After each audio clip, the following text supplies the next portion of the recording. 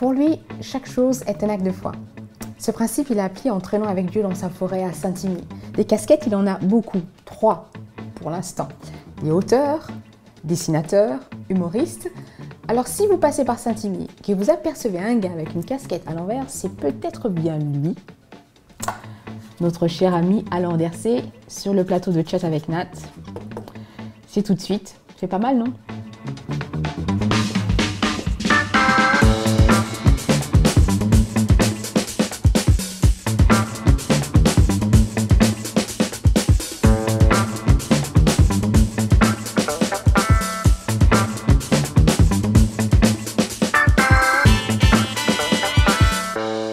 Et oui, il est avec moi sur le plateau. Alain Andersé, merci Alain, Salut. Bienvenue. Ça me fait plaisir de te voir ici sur. Merci. Ouais. On va passer un bon moment ensemble. Ben, je te dirai tout à l'heure. Ouais. J'espère que ce sera bon. Alors j'ai envie de te faire connaître et puis on a une petite séquence qui s'appelle Portrait. On se retrouve dans quelques secondes. À tout de suite.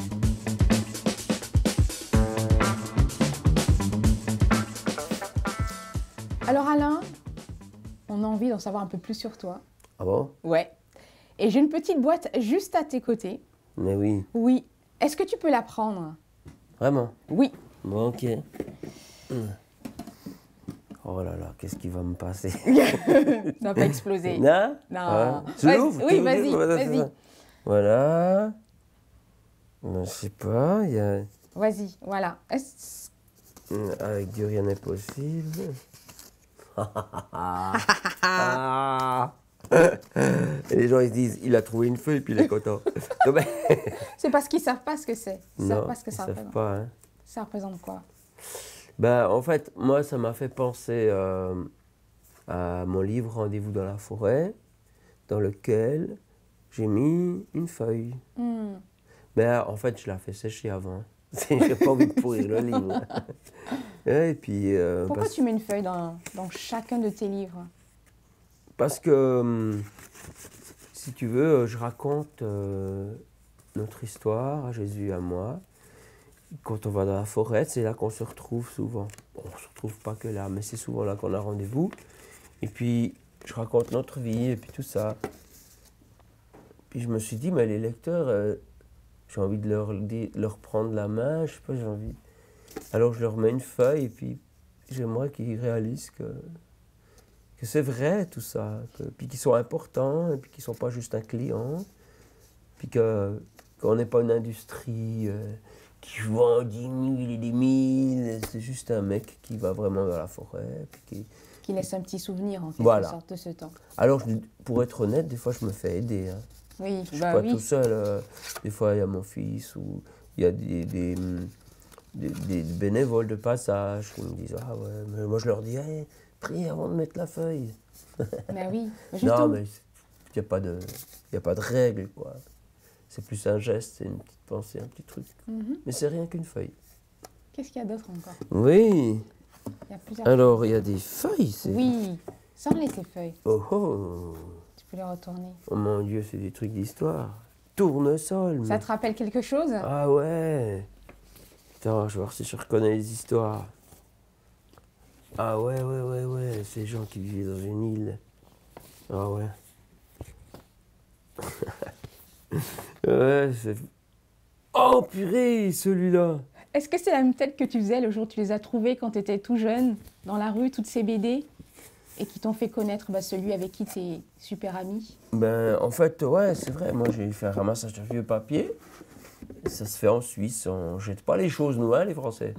Et puis, après, j'ai trouvé plein de bandes dessinées. Et je pensais juste que c'était impossible.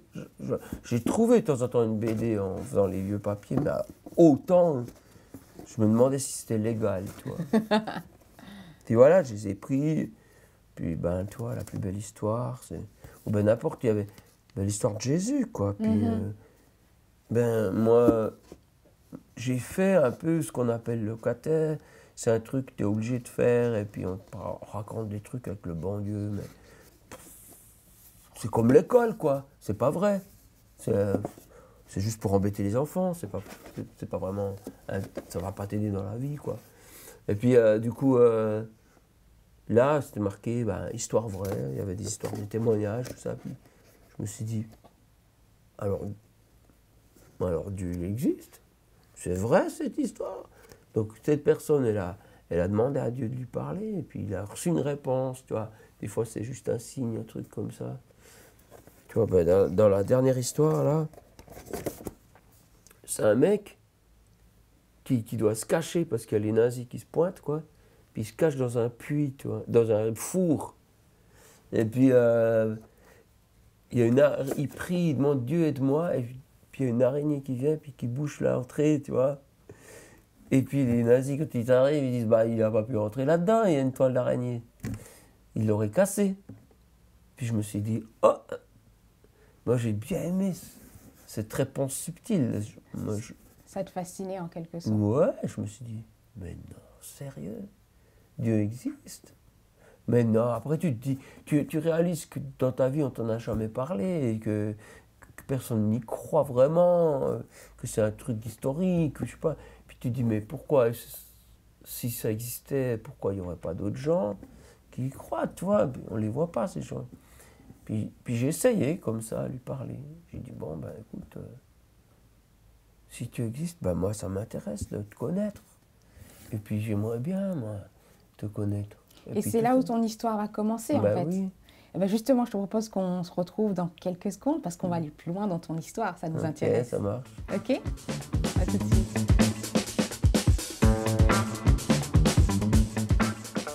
Alors Alain, j'ai envie de te faire découvrir 2 regards de personnes que tu connais. Yeah. Quoi, qu'est-ce qu'il y a? Je te dis pas plus. Ok. Je te laisse l'écran, tu appuies, tu regardes et puis on en parle après. Ok. C'est parti. Ok. Tu peux appuyer dessus. On m'a demandé de parler d'Alain Auderset, ce que je pense de lui.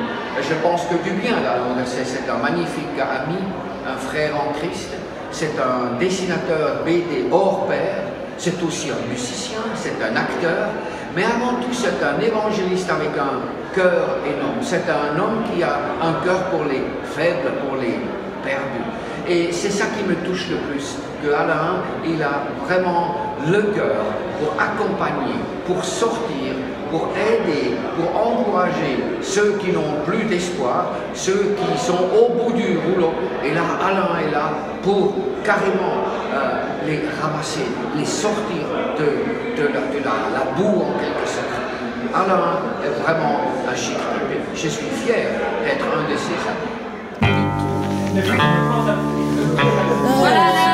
On va dire plein de choses. Qui c'est qui a un truc cool à dire sur Alain? Moi j'ai quelque chose à dire. Je trouve que tu penses beaucoup à ta famille et tu la mets en priorité. Et pour ça, j'ai envie de te faire un accord du plus sincère de mon cœur. Trop bien, quelqu'un d'autre? Alain, tu es un papa hyper tendre et affectueux, même avec les gens qui ne sont pas vraiment tes enfants. Oh. Quelqu'un veut dire quelque chose encore? Il déborde d'amour hardcore pour tout le monde. Ouais, c'est bien vrai.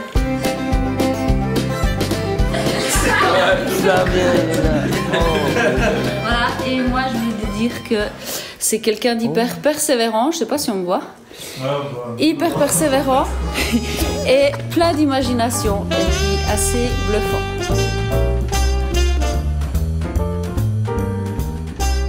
Ouais, c'est vrai. Qu'est-ce que ça te fait de voir ces visages et d'entendre tout cela? C'est tous des gens que j'aime. Ouais. C'est une affaire de famille aussi, n'est-ce pas? On Euh, voit tes enfants, ton épouse. Ouais, c'est vrai. Ouais, ils sont choux, puis courtes. Oh, ça fait longtemps que je le vois plus. Ouais. Ouais, ça me fait plaisir qu'ils pensent tout ça. Hein? Et tu acceptes, tu reçois ce qu'ils sont en train de dire de toi? Ouais. Ouais. Faudrait que je la réécoute une deuxième fois. Ce que j'ai retenu de courte, juste au passage, du coup, c'est lui qui a fait une des formations sur le top chrétien pour la gestion des finances. Quand il parlait, j'ai l'impression de te décrire comme un sauveteur. Tu vois les gens dans la boue, tu vas et tu les ramasses et tu les encourages. C'est ça, en fait, c'est ce cœur-là. Je crois qu'il m'idéalise un peu, mais ça fait plaisir. Non, je sais pas. Je vis pas avec la permanence pensée, oh les gens, ils sont pauvres, il faut faire quelque chose. Ben, je vis plus ben, j'aime bien être avec Jésus, puis on discute de tout, de rien. Puis tout à coup, on focalise sur une situation qui est pas juste une personne, mais qui est milliers de personnes de ce genre. Et puis je me dis, oh, qu'est-ce qu'on pourrait faire? Tu vois, comment? Qu'est-ce qu'on pourrait faire? Ou bien ça me prend comme ça pour un peuple tout entier. Donc c'est un cœur de sauveteur, c'est un cœur qui aime les gens, c'est un cœur Moi je peux rien sauver, moi je suis comme tout le monde. Bien sûr. Mais Jésus, peut-être il m'utilise. Par exemple, une fois je me suis levé, j'arrivais pas à dormir, ça m'arrive souvent, je prends ma gratte, puis je répète, je joue, tu vois, je fais du blues. Puis j'allume la télé, voilà, comme ça me fait de la compagnie. Puis ça c'était un reportage sur la Russie. Puis j'ai pleuré parce que j'ai vu, mais qu'est-ce qu'ils souffrent? Pas tous, mais... J'ai vu que c'était dur, il n'y avait plus d'espoir. Tu sais, le communisme est venu, Dieu n'existe pas, puis les gens, tu vois, ils ne savent plus pourquoi ils vivent, tout. Puis j'ai dit, Seigneur, mais est-ce qu'on ne pourrait pas faire quelque chose? Oh, et puis de toute façon, je ne me fais pas d'illusions, hein. Si je suis tombé là-dessus, c'est sûrement toi. Hein, c'est toi. Et puis j'ai plus pensé à ça, puis ouais, peut-être plus tard, là, quelqu'un qui me rappelle de nouveau la Russie, puis je me dis, ah ouais, c'est vrai ce pays. Ah, je me suis rappelé que j'ai prié pour ça. Puis tac, il y a des gens qui sont commencés à venir. C'est-à-dire, très concrètement, j'ai reçu un mail, j'aime la Russie, quelqu'un qui m'a écrit ça, voici 10 000 francs, trouve-toi des traducteurs, fais-moi le livre en russe. Ah ben voilà, du coup j'ai dit, ok, c'est clair quoi. 10 000 balles, tu te rends compte? C'est génial, hein, ça tombe pas du... Mais du coup, c'est de loin pas assez, hein, si tu réfléchis. Mais c'est déjà une... Tous les gens que tu dois engager pour refaire les textes, tous les trucs, tout ça. Mais c'est cool, c'est vraiment cool. Et le livre est presque terminé. Mais voilà un exemple. Est-ce que j'ai sauvé des gens? Bah, déjà, le livre n'est pas sorti. Mais pour l'instant. Mais c'est une petite goutte que tu es en train de verser. Voilà, mais moi, je suis juste à côté de mon Père Céleste, je suis juste à côté de lui, et puis je me dis, ouais, bravo papa, tu vois. Mais je dessine, mais je m'amuse en fait, je joue, quoi. J'adore écrire, j'adore dessiner, j'adore... En plus, je peux être avec mes enfants, j'ai l'impression de continuer à jouer avec eux, tu vois, j'aime ça, tu vois. Tu aimes dessiner? Ah oui. Alors, je te propose un petit challenge. J'ai concocté un petit challenge pour Alain, et on va voir comment il s'en sort. À tout de suite pour ce challenge.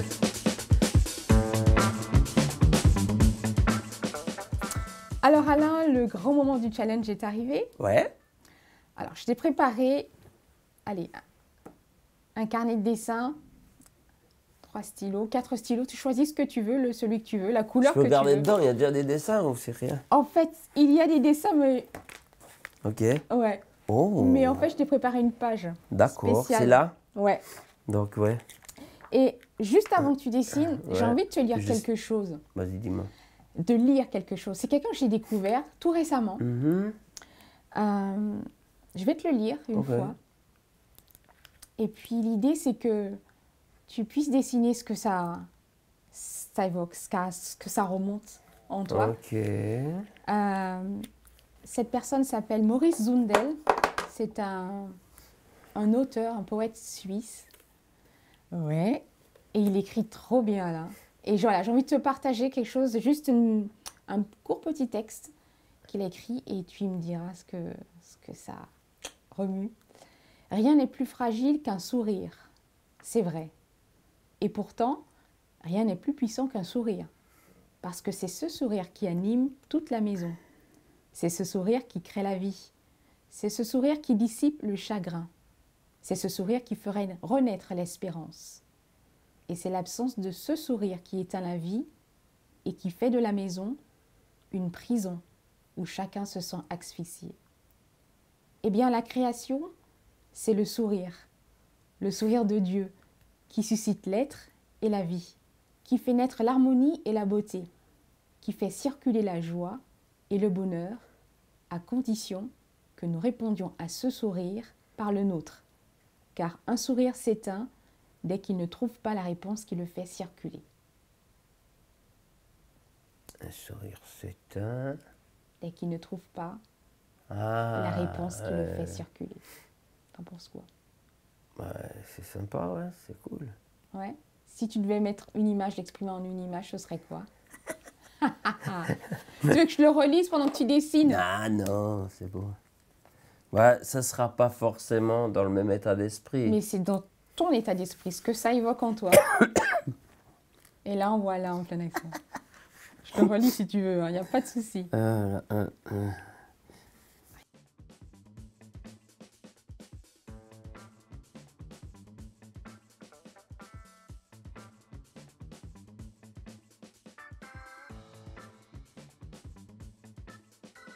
Ça y est?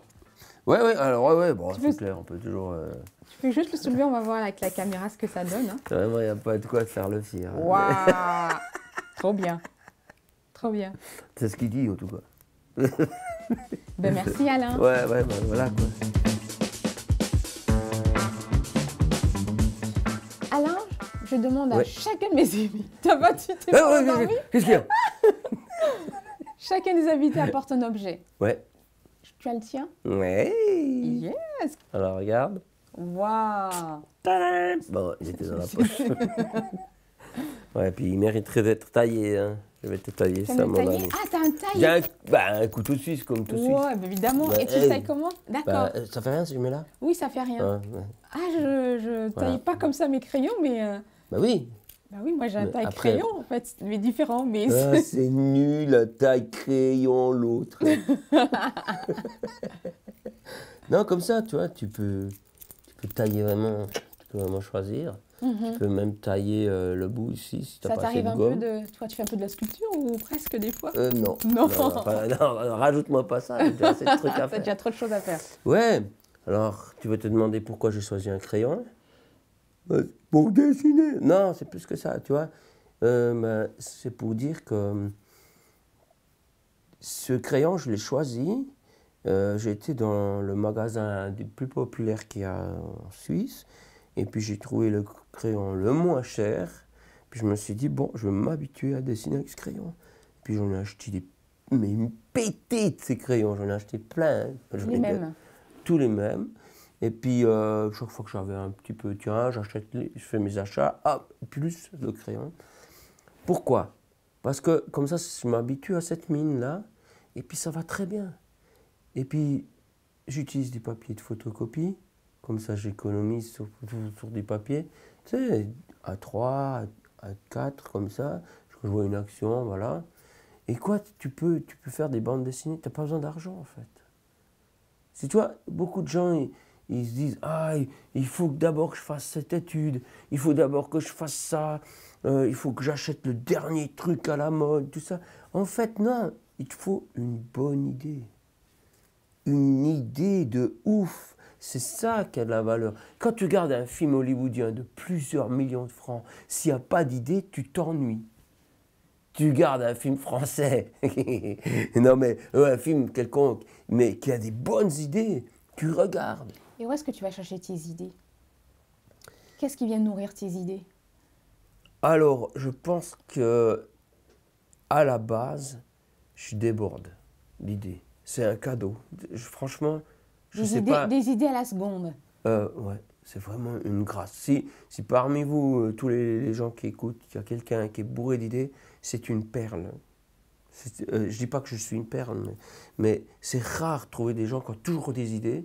Ils sont fatigants parce qu'ils ont 36 idées. Puis on a tendance à dire, oh, encore une idée. Mais c'est normal d'avoir 36 idées parce qu'on ne les prend pas toutes.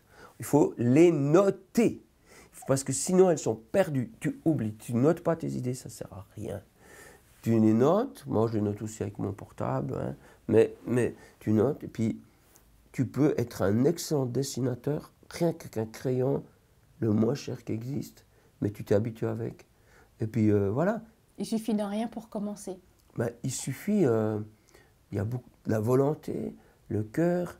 Bon, ma source, c'est aussi, tu me vois venir comme camion dans un magasin de porcelaine, mais je veux dire, je vais vers Dieu qui est le créateur de toutes choses quand même. Hein.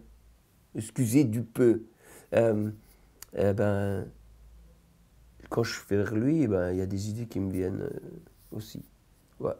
Est-ce qu'il te dirige dans l'idée, dans toutes tes idées, il dit tiens, exploite celle-ci. Comment ça se passe? Alors, il y a eu des périodes différentes, mais là maintenant, on est dans une période, j'aime beaucoup. Elle ressemble à quoi cette période? Est-ce que tu peux me la décrire, celle que tu aimes beaucoup? C'est Asvaltia. On discutait avec Jésus dans la forêt. Puis j'ai dit, mais en fait, j'aimerais bien faire la BD que j'aimerais acheter. Qu'elle est tellement bien, je l'achète, tu vois. Parce que là, je fais des BD qui sont drôles, humoristiques, tout ça, mais moi, je ne lis pas trop ces BD-là quand je les vois au magasin. Tu vois, c'est pas ce qui m'attire. J'aime les aventures et tout ça. Puis on l'a fait, Alors j'ai fait un scénario, j'ai dit, aide-moi, hein. Puis j'ai noté le scénario pendant 3 jours, j'étais à fond. Et puis voilà, et puis j'ai commencé à dessiner. Puis pendant qu'on marche, mais je ne vais pas marcher à la forêt pour ça. Je vais pour voir Jésus, parce que vraiment c'est mon ami. Je sais que ça peut paraître blablabla, bla, bla, bla, tu es mon ami, Jésus c'est mon ami. Mais c'est vraiment mon plus grand ami, c'est vraiment vrai. Et quand tu vas à la forêt, est-ce que tu amènes un crayon, un carnet, ou tu vas juste comme ça non, et quand tu reviens... je note avec mon, comme on dit chez nous, le Natel. Okay, je note avec mon téléphone portable pour pas oublier ou pour me rappeler, ah ouais, il faudra faire ça. Et puis par exemple, on marche et puis d'un coup Jésus me dit, hey, ton personnage là, et s'il prenait là, puis rencontrait telle personne, tu t'imagines? J'ai dit, oh ouais, ben ouais. Oh. Vous faites le scénario ensemble en fait. Oui, après je le note, mais ça me met en danger. Parce que je sais pas, moi j'avais une ligne, mais ça me sort de ma ligne. J'ai dit, ok Seigneur, je le fais, je le dessine, parce que ça c'est son truc, tu vois. Je sais pas, c'est quelqu'un qui vit dans l'instant, Dieu. Alors il me parle de là où j'en suis. Il ne me dit pas plus tard, tu vois, il me dit là où j'en suis. Donc je prends le virage maintenant, mais je vais donc dessiner. Je fais 20 heures par page, tu vois. Et puis, du coup, je vais dessiner 20 heures là, et puis je ne sais pas comment je vais pouvoir retomber sur mon truc. Et la nuit, j'ai un rêve, et je vois une image magnifique, une map d'un dessin, et je me dis, wow, c'est ça la suite, c'est ça. Je décalque. Je décalque mon dessin, je dis merci Seigneur, tout.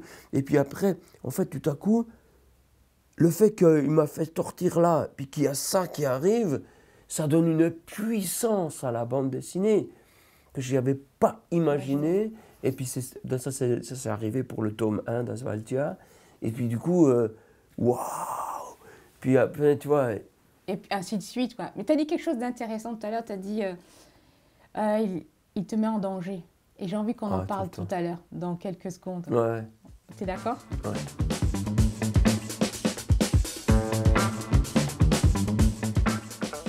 Alors Alain, tu dis, je sais rien faire, j'ai pas de métier, mais je te donne ce que j'ai. Et aujourd'hui, tu es dessinateur, tu es auteur, humoriste. Qu'est-ce que tout ce parcours t'a appris sur celui que tu appelles le grand patron? Je ne l'appelle pas souvent comme ça parce que je sais qu'il ne l'aime pas. Ouais, enfin, il m'a dit à moi, après toi, peut-être que toi tu oses. Mais... donc ta question c'est... Qu'est-ce que tu as appris sur lui, ton ami, Dieu? Tu dis... Par rapport au fait que je disais que j'ai pas beaucoup de valeur. J'ai pas beaucoup de choses, mais voici ce que je... Voilà. Je te donne ce que j'ai. C'est pas grand-chose, je te donne ce que j'ai. Mais tu vois, mon enfance, j'étais un cancre, quoi. Tu vois, je n'arrivais pas à suivre.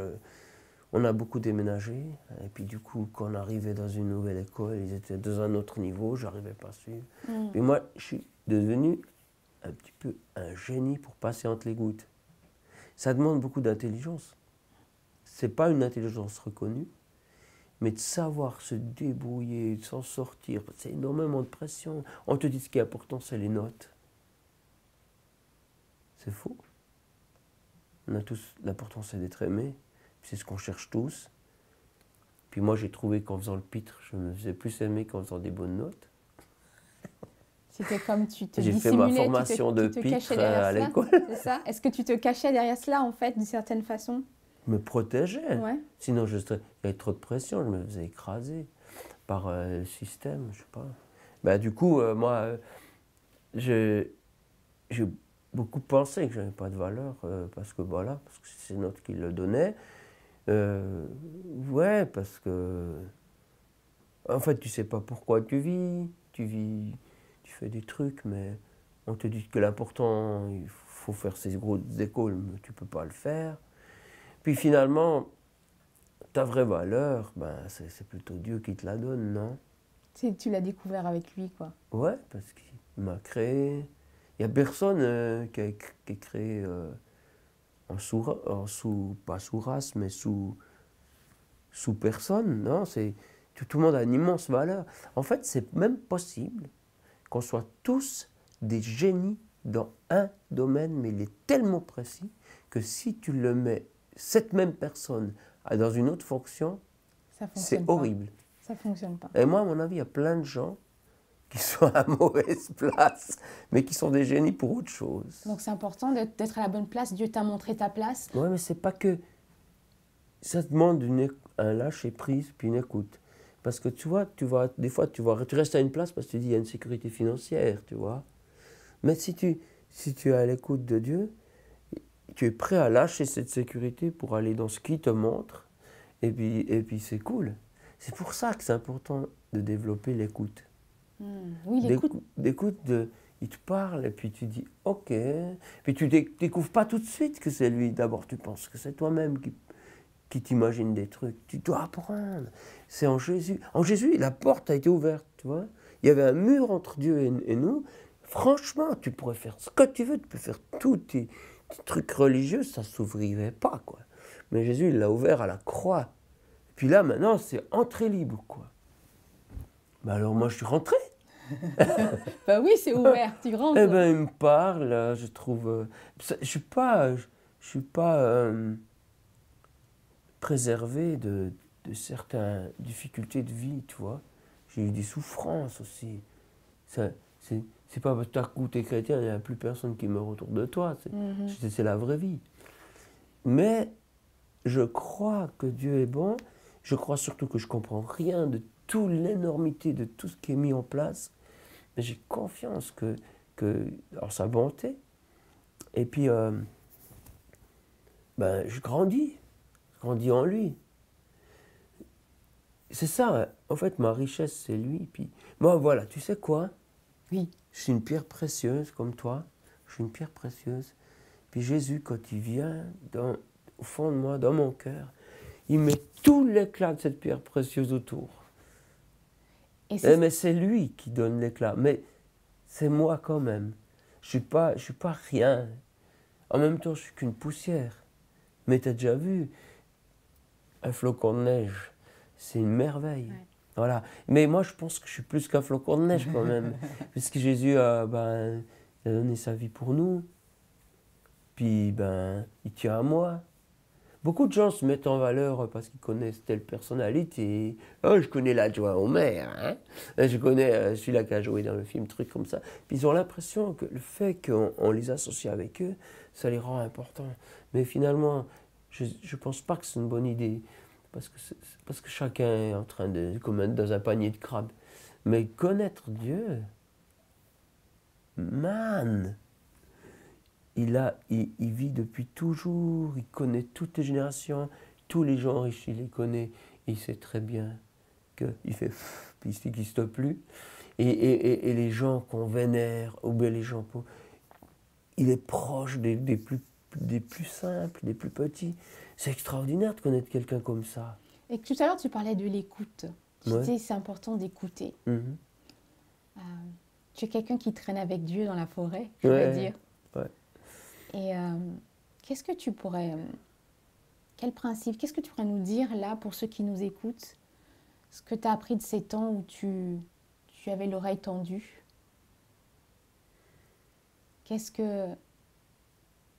Comment tu pourrais encourager quelqu'un qui dit justement, je tends l'oreille, mais j'y arrive pas. J'essaie, mais j'y arrive pas.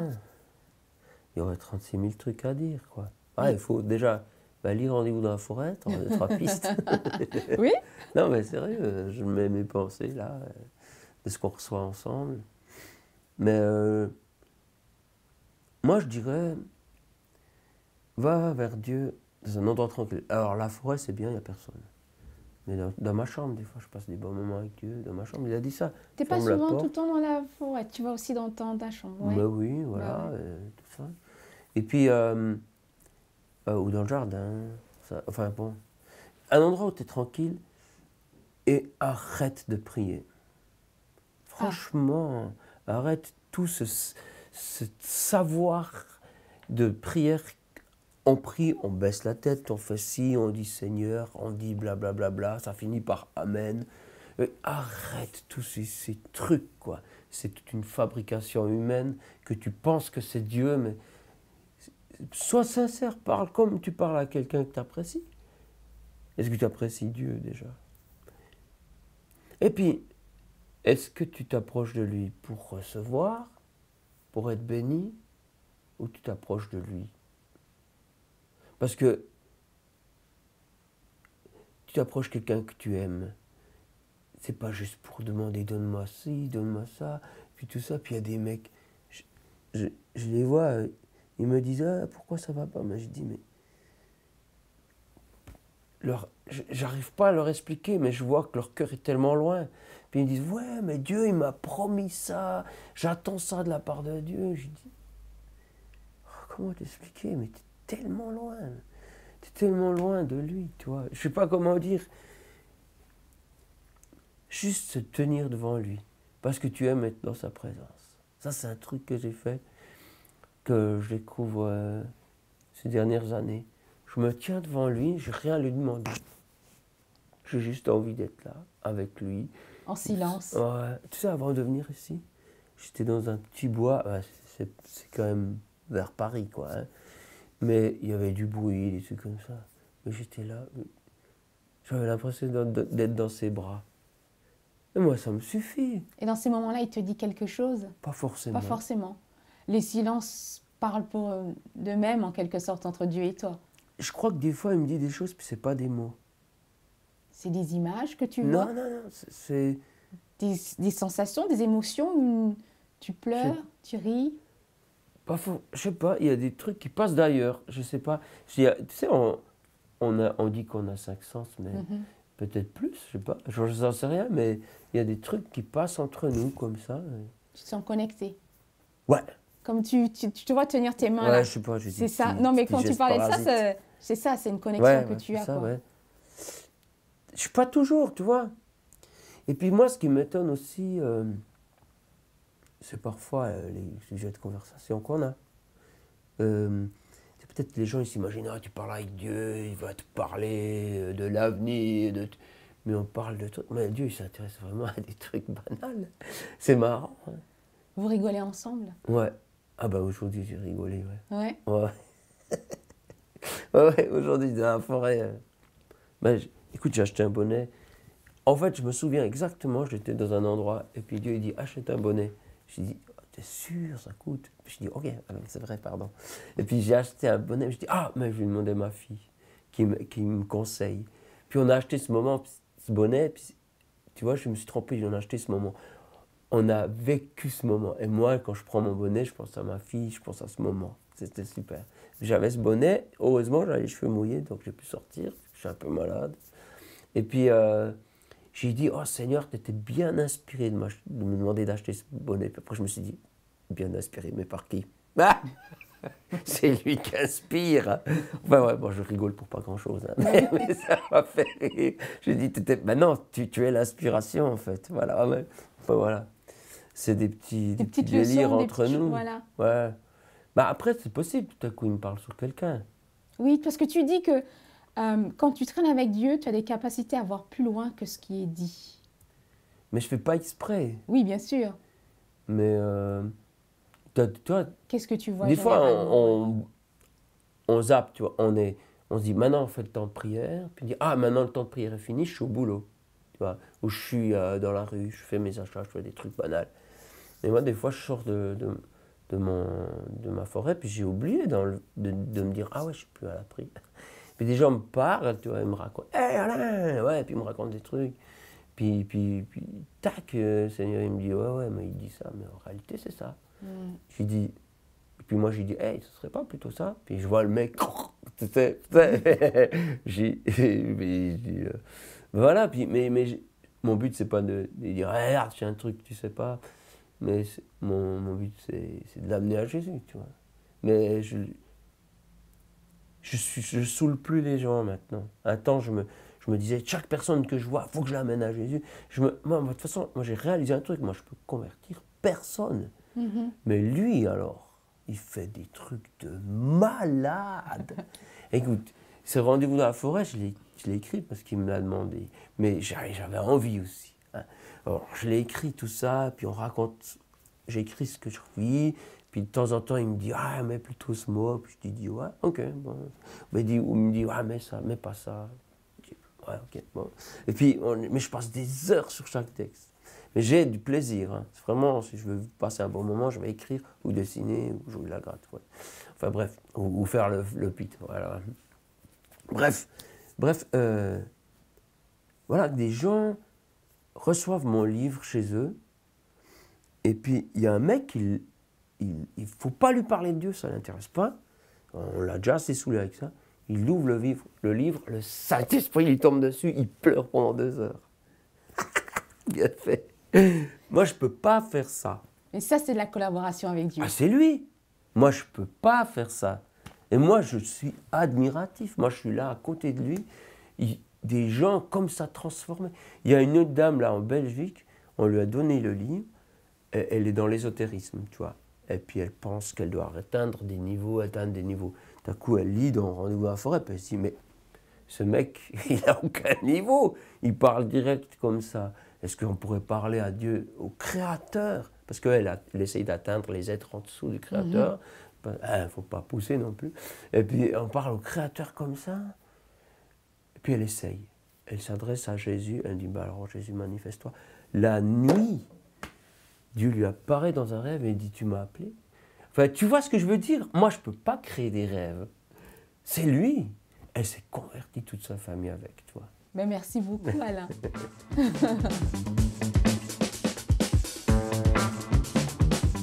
Prêt pour le tac au tac, Alain? Ok, vas-y.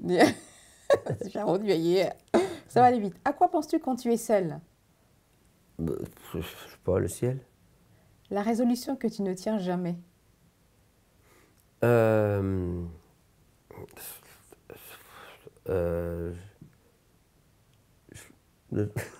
J'ai pas d'idée. Oui, apprendre la Bible par cœur.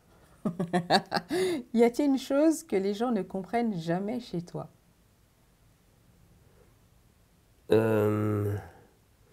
Mon sens de l'organisation. Quelle est la personne avec qui tu pourrais parler de n'importe quoi? Oh, bah Jésus. Ouais, vraiment. Quel est ton meilleur souvenir de voyage?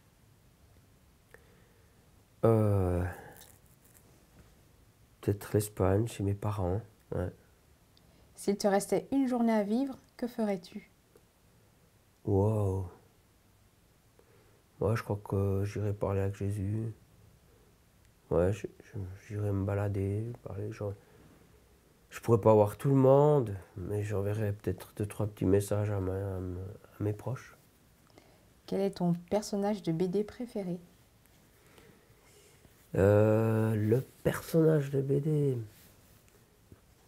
Oh, je dirais qu'il y en a plusieurs, mais c'est souvent un de ces mecs qui est dans Möbius, quoi.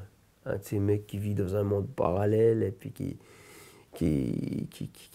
a de ses chapeaux comme ça, et puis qui est en train de réfléchir comment rebooter un truc pour aller dans le 3e plan.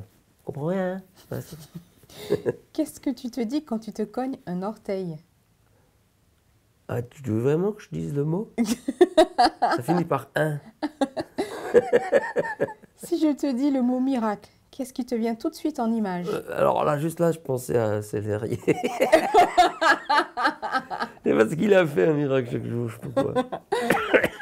Merci beaucoup, Alain. Ouais.